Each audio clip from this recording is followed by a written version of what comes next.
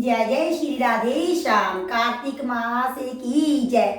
हमारे धर्म में एकादशी का बहुत ही महात्म है और एकादशी व्रत को सभी व्रतों पर भारी माना जाता है। सभी व्रतों से श्रेष्ठ है। भगवान श्री हरि को बहुत ही एकादशी प्रिय है। तो कार्तिक मास में दो एकादशियाँ आती हैं, एक शुक्ल पक्ष में, एक कृष्ण पक्ष में। जो कृष्ण पक्ष की एकादशी आती है उसे रमा एकादशी कहते हैं। तो अगर आप सब वर्ष भर की एकादशियाँ ना भी रख सको तो कार्तिक मास में दोनों एकादशियाँ रखने से अनंत फलों की प्राप्ति होती है। तो आज हम एकादशी रमा एकादशी मास में जो कृष्ण पक्ष में आती है उसकी कथा पढ़ने जा रहे हैं। धर्मराज युधिष्ठिर बोले कि हे भगवान, अब आप मुझे कार्तिक मास की कृष्ण पक्ष की एकादशी की कथा सुनाइए। इस एकादशी का नाम क्या है तथा इसमें कौन सा फल मिलता है, यह सब विस्तार पूर्वक कहिए। श्री कृष्ण भगवान बोले कि हे राजन, कार्तिक मास की कृष्ण पक्ष की एकादशी का नाम रमा है। इसके व्रत से समस्त पाप नष्ट हो जाते हैं। इसकी कथा इस प्रकार है। प्राचीन काल में मुचुकुंद नाम का एक राजा राज्य करता था। उसके इंद्र, वरुण, कुबेर, विभीषण आदि मित्र थे। वह सत्यवती तथा विष्णु भगत था। उसका राज्य बिल्कुल निष्कंटक था। उसके एक उत्तम चंद्रभागा नाम की लड़की उत्पन्न हुई। उसने उस लड़की का विवाह राजा चंद्रसेन के पुत्र साभन के साथ किया।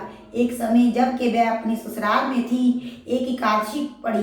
चंद्रभागा सोचने लगी कि एकादशी समीप ही आई है, परंतु मेरा पति अत्यंत कमजोर है, इसलिए यह व्रत नहीं कर सकता, परंतु मेरे पिता की कठिन आज्ञा है। जब दशमी आई तब राज्य में ढिढोरा पिटा।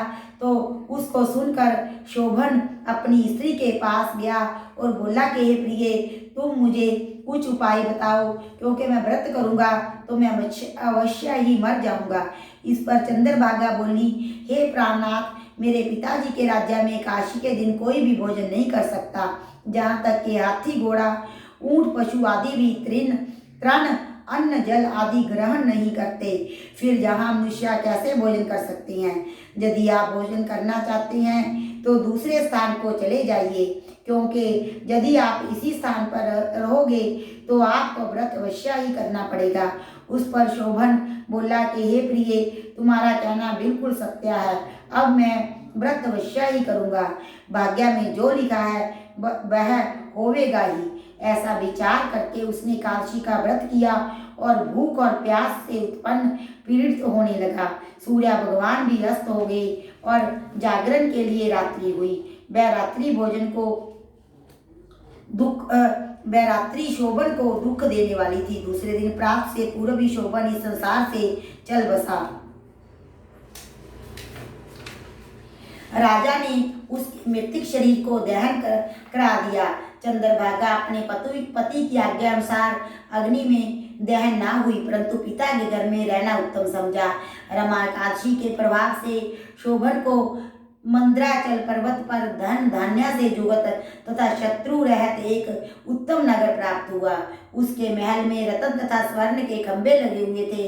वहां पर वह स्वर्ण तथा ब्राह्मणियों के सिंहासन पर सुंदर वस्त्र तथा आभूषण से युक्त बैठा हुआ था। आभूषणों से युक्त गंधर्व तथा अप्सरा इसकी स्तुति कर रहे थे। उस समय राजा शोभन दूसरा इंद्र प्रतीत हो रहा था। एक समय मचुकुंद नगर में रहने वाला एक सोम शर्मा नाम का ब्राह्मण तीर्थ यात्रा के लिए निकला। उसने घूमते घूमते उसको देखा। वह ब्राह्मण उसको अपने राजा का जमाई जानकर उसके निकट गया। राजा शोभन ब्राह्मण को देख आसन से उठ खड़ा हुआ और अपने ससुर तथा स्त्री चंद्रभागा की कुशलता को पूछने लगा। सोम शर्मा ब्राह्मण बोला कि हे राजन, हमारे राजा कुशल हैं तथा आपकी पुत्री चंद्रभागा भी कुशल है। अब आप अपना वृत्तांत बतलाइए। मुझे यह बड़ा आश्चर्य है कि ऐसा विचित्र और सुंदर नगर, जिसको ना तो मैंने कभी सुना है और ना कभी देखा है, आपको किस प्रकार प्राप्त हुआ? शोभन बोला कि हे देव, यह सब कार्तिक मास की कृष्ण पक्ष की रमा एकादशी के व्रत का प्रभाव है। इसी से जहाँ अनुपम नगर प्राप्त हुआ है, परंतु यह अध्रुव है। इस पर ब्राह्मण बोला कि हे राजन, यह अध्रुव क्यों है और ध्रुव किस प्रकार हो सकता है? सो आप मुझे समझाइए, मैं आपके कहे अनुसार ही करूँगा, आप इसमें बिल्कुल झूठ ना समझे।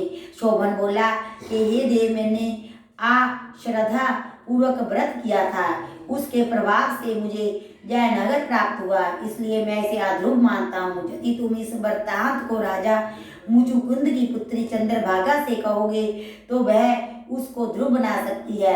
ब्राह्मण ने वहां जाकर चंद्रभागा से समस्त वृत्तांत कहा। इस पर राजकन्या चंद्रभागा बोली कि हे ब्राह्मण देवता, आप क्या वह सब वृत्तांत प्रत्यक्ष देखकर आए हैं या अपना स्वप्न कर कह रही हैं? इस पर ब्राह्मण बोला कि हे पुत्री, मैंने तेरे पति शोभन तथा उसके नगर को प्रत्यक्ष देखा है, परंतु वह नगर अध्रुव है। तू कोई ऐसा उपाय कर जिससे वह ध्रुव हो जाए। इस पर चंद्रभागा बोली कि हे महाराज, आप मुझे उस नगर में ले चलिए, मैं अपने पति को देखना चाहती हूँ। मैं अपने व्रत के प्रभाव से उस नगर को ध्रुव बना लूंगी। चंद्रभागा के वचनों को सुनकर वह ब्राह्मण उसको मंद्राचल पर्वत के पास वामदेव के आश्रम को ले गया। वामदेव ने उसकी कथा को सुनकर चंद्रभागा को मंत्रों से अभिषेक किया। चंद्रभागा मंत्रों तथा व्रत के प्रभाव से दिव्यादेह धारण करके पति के पास चली गई। शोभन ने अपनी स्त्री चंद्रभागा को देखकर प्रसन्नता पूर्वक उसे वाम अंग में बिठाया। चंद्रभागा बोली, हे प्राणनाथ, अब आप मेरे पुण्य को सुनिए। जब मैं अपने पिता के गृह में 8 वर्ष की थी, तब से ही मैं सविधि एकादशी का व्रत करने लगी हूँ। उन्हीं व्रतों के प्रभाव से आपका यह नगर ध्रुव हो जाएगा और समस्त कर्मों से युक्त होकर प्रलय के अंत तक रहेगा। चंद्रभाग्या दिव्य रूप धारण करके तथा दिव्य वस्त्र अलंकारों से सजकर अपने पति के साथ आनंद पूर्वक रहने लगी और शोभन उसके साथ आनंद पूर्वक रहने लगा। हे राजन, यह मैंने रमा एकादशी का महात्म्य कहा है। जो मनुष्य रमा एकादशी के व्रत को करते हैं, उनके समस्त ब्रह्म हत्या आदि के पाप नष्ट हो जाते हैं। जो मनुष्य रमा एकादशी का महात्म्य सुनते हैं, वे अंत समय विष्णु लोक को जाते हैं। बोले श्री कादशी महात्म की जय। श्री हरि नारायण भगवान की जय। लक्ष्मी लंगोदर भगवान की जय। जय जय श्री राधे श्याम।